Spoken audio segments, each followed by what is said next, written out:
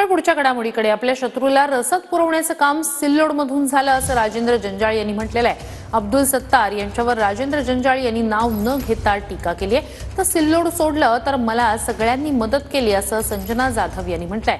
संजना जाधव यांनी अब्दुल सत्तार यांचं नाव न घेता आरोप केलाय.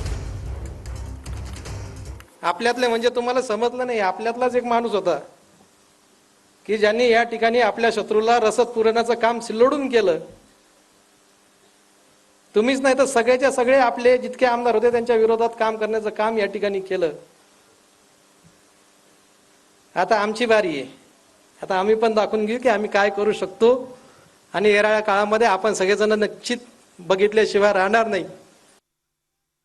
फक्त सिल्लोड सोडलं, जसं तुम्हाला त्रास झाला तसा मलाही खूप त्रास झालेला आहे, परंतु ते बोलून दाखवणं योग्य नाही, कारण आपण सगळेजण एका पक्षात आहे. परंतु मनात कुठेतरी खंत वाटती की एखादा पुरुष जर असता तर त्या पुरुषाच्या मागे लागला असतं तर चाललं असतं, परंतु एखाद्या स्त्रीच्या मागे असं कोणी लागू नये. त्या स्त्रीला त्या ठिकाणी त्रास देऊ नये, पण तो त्रास देण्याचा प्रयत्न झाला.